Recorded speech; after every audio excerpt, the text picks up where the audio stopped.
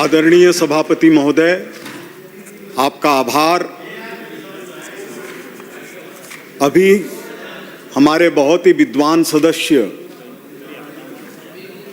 श्री गुरवीर सिंह जी और उधर के विद्वान सदस्य श्रीमान रोहित बोहरा जी, दोनों ने अपने अपने तरीके से विनियोग और वित्त इसकी व्याख्या की और हमको उन क्षणों में लेकर के गए जो हमारे भविष्य को आश्वस्त करती है कि ऐसे लोगों के रहते हुए राजस्थान को किसी भी तरह की चिंता की जरूरत नहीं है। श्रीमान राजपाल सिंह जी शेखावत का भाषण याद होगा श्रीमान कृपलानी जी को, जब बजट की शुरुआत की थी। उसके बाद आज सबसे प्यारा और अच्छा भाषण गुरवीर सिंह जी का सुनने को मिला। इसकी बहुत ही खुशी हुई है, मैं उनको बहुत धन्यवाद देता हूं। आदरणीय सभापति महोदय, मैं कोई बात शुरू करूं, इसके लिए मन के अंदर बहुत बेचैनी है। बेचैनी इस बात की है कि बाबू जगजीवन राम जी ने संपूर्णानंद जी की मूर्ति का उद्घाटन किया तो उसको गंगा जल से धोने का काम किया गया। अगर हमारे मुख्य सचेतक जी एससी के नहीं होते तो क्या उनको इस तरह से अपमानित किया जाता? क्या ये सदन की भाषा है? चौकड़ी भुला दूंगा, क्या ये सदन की भाषा है? प्रतिपक्ष ने के नेता महोदय ने भैरव सिंह जी के भाषण नहीं सुने हो तो मोबाइल पर देखें। हमने कभी इस तरह की स्थिति, मैं भी 30 साल तक ऊपर बैठा हूं, आपसे सबसे कनिष्ठ में जरूर हूं, लेकिन बहुत सारी बातों का साक्षी भी हूं। मैं निवेदन करना चाहता हूं कि दुर्शीष देने से कभी बच्चे आगे नहीं बढ़ सकते, दुर्शीष देने से कभी राजस्थान आगे नहीं बढ़ सकता। जो पूरा ज्ञान रखते हैं वो विचार की बात करते हैं और जो पूरा ज्ञान नहीं रख पाते हैं वो आलोचना की बात करते हैं। माननीय सदस्य, तो मेरा ये निवेदन है, नंबर आए हैं उनको, आपके आने वाले सदस्य को बता दो। आपको मेरा ये निवेदन है कि इस बजट के बाद, पिछले 3 लगातार बजटों के बाद राजस्थान के अंदर आंकड़ा, लोन, राजकोषीय घाटा, ये सब बातें कौन करते हैं? क्या बिरला परिवार लोटा लेकर के जब कलकत्ता गया था तो हिसाब किताब लेकर के गया था? क्या आदरणीय मोदी जी जब प्रधानमंत्री बने थे तो घोटालों के अलावा इस देश के अंदर बचा हुआ क्या था? जब आदरणीय भजनलाल जी मुख्यमंत्री बने तो बिजली के पैसे चुकाने की स्थिति नहीं थी। अगर डबल इंजन की सरकार नहीं होती तो बिजली का निर्बाध आगमन नहीं सुरक्षित रह पाता। इस सरकार के बजट से क्या परिवर्तन हुआ है माननीय महोदय? राजस्थान के अंदर करनी रुकी नहीं है। राजस्थान में करनी रुकी नहीं है। मैं सिविल लाइंस विधानसभा से आता हूं, वहां रोज काम चलते रहते हैं, रोज काम चलते रहते हैं। और एक बार आदरणीय यहां वसुंधरा जी केंद्र में मंत्री थी तो एक मंत्रियों की टोली राजस्थान में कांग्रेस सरकार के अकाल का निरीक्षण करने के लिए वाजपेयी जी ने भेजी। मैं साथ था पूरे समय और वो टोली हमारे पारिक साहब को ध्यान होगा सीकर गई थी, लक्ष्मणगढ़ के आसपास ही, और वहां पर नरेगा के नाम पर निरंतर पैसे उठाए जा रहे थे और सारी कस्सियां एक दिन पहले की पर्ची लगी हुई पड़ी थी, और ऐसी परातें जिनका एक दिन भी उपयोग नहीं हुआ। जब फलोदी गए तो पता चला कि 2000 गायों के नाम पर पैसा लिया जा रहा है। पता किया कैसे हुआ ये, गायें कहां हैं? बोले गायें चारा खाने गई है गर्मी में, अकाल के अंदर। फिर पूछा कि वो कहीं गोबर तो करती होंगी, तो एक दूसरे का मुंह देखने लग गए।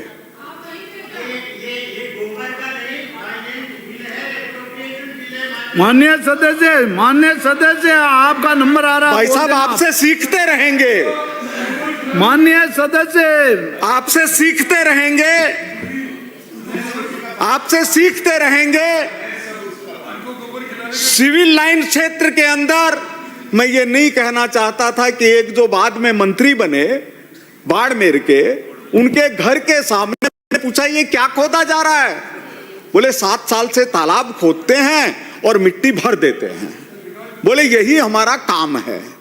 बात जब बजट की कर रहे हैं, एप्रोप्रिएशन बिल की कर रहे हैं, तो क्या आप इन सब चीजों को छोड़ देंगे? क्या विचार से देश और राज्य चलेगा या काली आंकड़ों से चलेगा? बैठा दीजिए मैनेजरों को, बैठा दीजिए अधिकारियों को, फिर हमारी जरूरत क्या है? मैं आदरणीय मंत्री महोदय बैठे हैं हमारे, परिवहन मंत्री जी, इनके निवेदन करना चाहता हूं। एप्रोप्रिएशन बिल के जो विषय हैं, एक बार मैंने भैरव सिंह जी शेखावत साहब को कहा कि परिवहन घाटे में है और इसको ऐसे ठीक किया जा सकता है। उन्होंने कहा लोक कल्याण की चीजें अगर घाटे में नहीं है तो इसका मतलब राज्य सही दिशा में नहीं चल रहा है। लोक कल्याण की चीजें घाटे में ही रहेंगी। आदरणीय सभापति महोदय, हमारे सिविल लाइन क्षेत्र के अंदर समझाइश के आधार पर सैकड़ों करोड़ की जमीनें बिना पुलिस के सहयोग से राज्य सरकार को अतिक्रमण मुक्त करवा करके दी गई है, जिसमें एक किलोमीटर की एरिया है और 1 करोड़ों का प्लॉट है, जो आदरणीय देवनानी जी के पीछे था, हमारे माननीय अध्यक्ष जी के पीछे 20 साल से कब्जा किया हुआ था। मैं नाम नहीं लेना चाहता, लेकिन ये कहना चाहता हूं कि पहले की जो बड़े लोग होते थे, सरकारें होती थी, राजा होते थे, ये सब अच्छे काम पर कुछ मतलब दे देते थे, वो बख्शीश दे देते थे। तो साहब हमने सैकड़ों करोड़ की जमीनें मुक्त करवा के सरकार को बिना पुलिस की मदद के पूरा सुल्तान नगर का 1 किलोमीटर एरिया खाली करवा करके देने का काम किया है। तो हम चाहते हैं कि सिविल लाइन क्षेत्र से के लिए कुछ विशेष किया जाए, और फिर जब शपथ लेते हैं तो लेते हैं कि किसी भी तरह का भेदभाव नहीं होगा, भेदभाव नहीं होगा। तो मेरी भी एक मांग है कि जब सब जगह पर अच्छी अच्छी व्यवस्थाएं हो रही है, हमारे विपक्ष के सदस्य भी कह रहे थे कि सब अच्छा ही चल रहा है तो मांग क्यों कर रहे हैं, फिर भी जब गणेश जी के यहाँ जाते हैं तो कुछ ना कुछ मांग लेते हैं। तो मेरा ये कहना है एक पॉलिटेक्निक कॉलेज सिविल लाइंस के अंदर होना चाहिए। दूसरी मेरी मांग है कि नगर निगम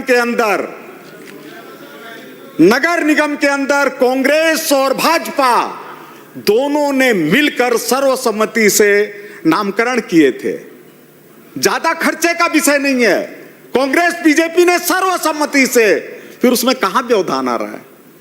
करवा दीजिए, करवा दीजिए। मैं आपको निवेदन करना चाहता हूं, ये वो राजस्थान है जहां विश्व बैंक के अध्यक्ष रॉबर्ट मैकनमारा, आदरणीय रोहित जी, रॉबर्ट मैकनमारा आए सांगानेर के अंदर, और उन्होंने भैरव सिंह जी को देख के कहा कि मैं आपको देख रहा हूं या जॉन डी रॉकफेलर को देख रहा हूं, इसमें अंतर नहीं कर पा रहा हूं। ऐसा सुशासन, ऐसा सुशासन। आज लोग भजनलाल जी सरकार के लिए जब 6,11,000 करोड़ का बजट हो, 6,11,000 करोड़ का बजट, 32% 32% जो कि विकसित देशों में होता है।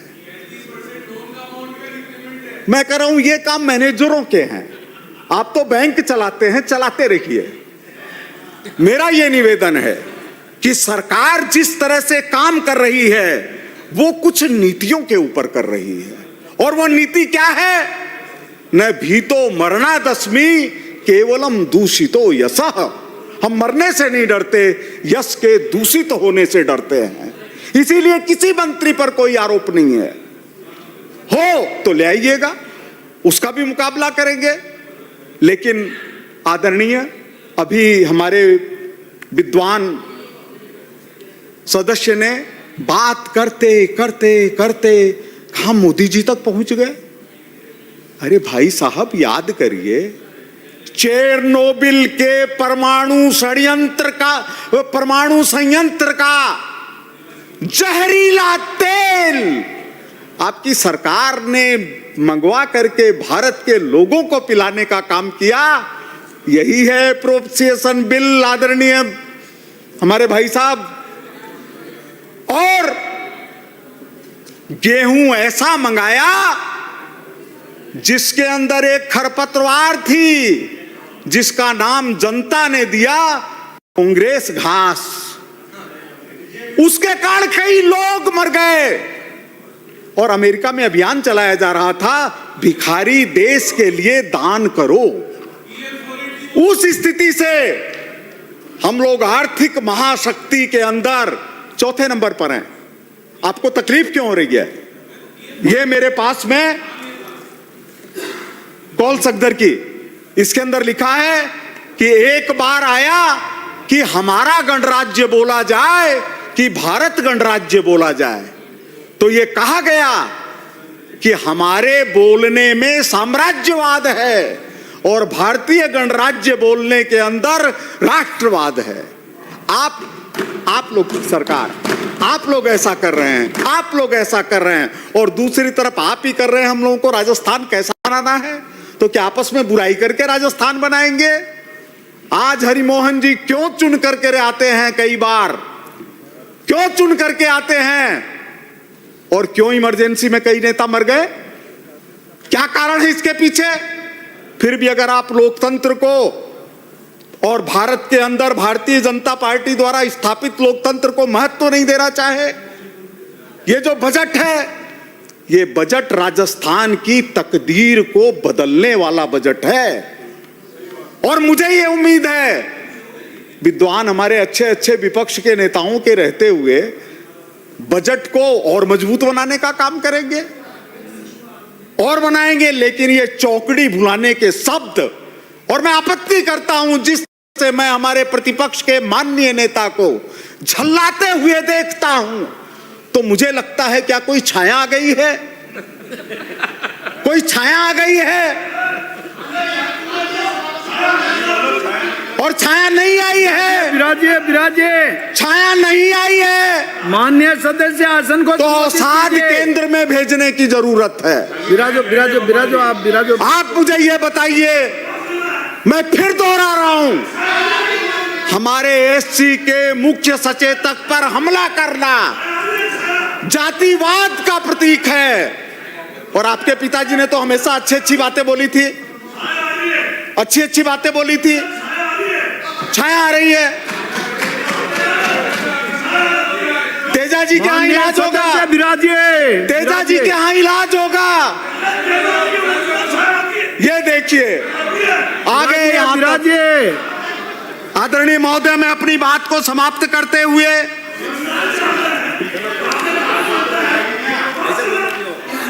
ये निवेदन करना चाहता हूं कि जिस तरह से कांग्रेस शासन के अंदर बजट का दुरुपयोग हुआ है, मैं चुनौती देना चाहता हूं।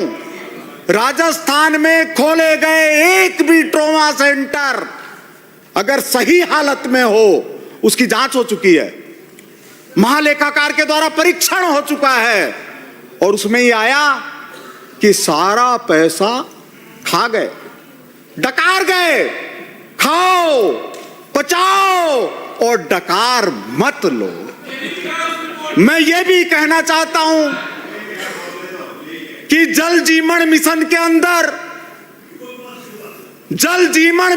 अंदर नेता फंस गए, कुछ अधिकारी भी फंस गए, फिर कुछ बच कैसे गए?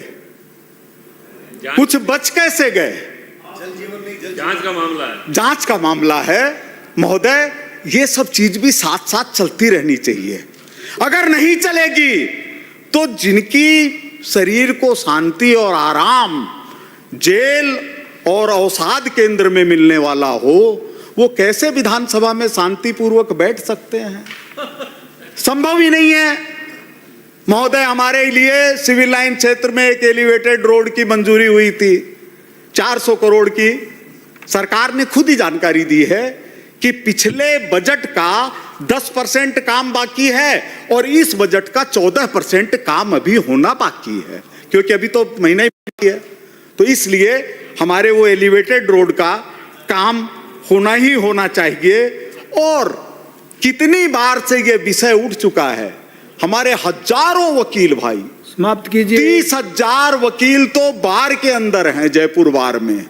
वहां पर जो सर्किल बना हुआ है, जिसके लिए राजस्थान की कांग्रेस सरकार ने पहले फैसला किया था कि यहां पर सरदार पटेल की कचहरी को देखती हुई मूर्ति लगाएंगे, लेकिन पटेल कैसु की बैठती नहीं थी। नेहरू बनाम पटेल, मूर्ति नहीं लगाई। कोई बात नहीं, हम लोगों ने लगवाई बाद में गहलोत साहब से कह करके। कमला जी ने साथ दिया था।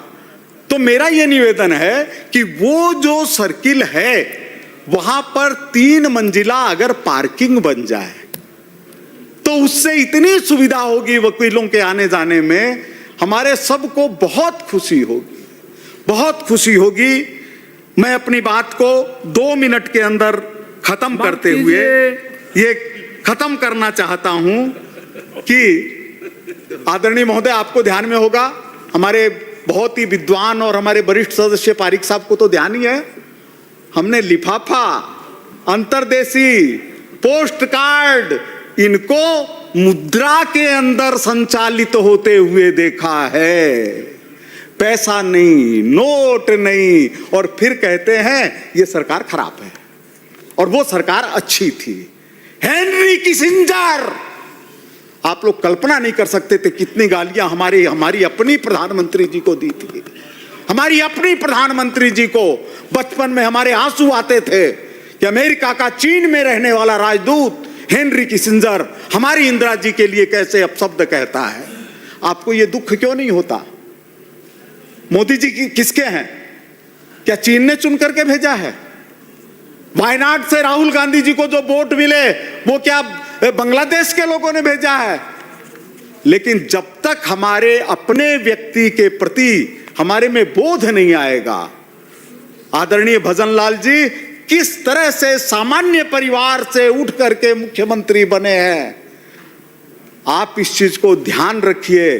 कि साहब 1 मिनट में लेना चाहता हूं, याद आ गई एक बात कि पहले बजट के बाद नाथूराम जी को वित्त मंत्री नहीं रहने दिया, दूसरे बजट के बाद जयनारायण जी व्यास को नहीं रहने दिया वित्त मंत्री, तीसरे बजट के बाद टीकाराम पालीवाल जी को नहीं रहने दिया वित्त मंत्री। और वो समय ये नहीं है जयनारायण जी व्यास और माणिक्यलाल जी वर्मा जैसे महान नेताओं के खिलाफ FIR दर्ज करके पुलिस भेजने का काम कांग्रेस की सरकारों ने किया। हमारी सरकार ऐसी नहीं है, भजन लाल जी की सरकार है। लोकतंत्र का पालन करो, आराम से जीवन बिताओ, सारी सुविधाओं के लिए सरकार समर्पित है। और कानून को तोड़ने का काम करते हो तो जेल जाने के लिए तैयार रहो। अब जेलें अच्छी बना दी गई, फिर भी आपको चिंता है कि जेलें अच्छी क्यों बनाई? हमने कहा जेल अच्छी नहीं, अवसाद केंद्र में चले जाओ। तो वो लक्ष्मणगढ़ में क्यों खुलेगा? क्या बात हुई है? जहां जरूरत होगी वहां खुलेगा। इसमें हम और आप कौन होते हैं? लेकिन जिस तरह की भाषा का इस्तेमाल हमारे माननीय कांग्रेस के अध्यक्ष रहे हुए और जनता के बीच से चुनकर आते रहे करवट नेता करते हैं, और जैसे हमारे नेता प्रतिपक्ष की मर्यादा को गिराने का काम करते हैं और एक एससी नेता को अपमानित करते हैं, कुमारी रीटा जी चौधरी, इसका अफसोस है।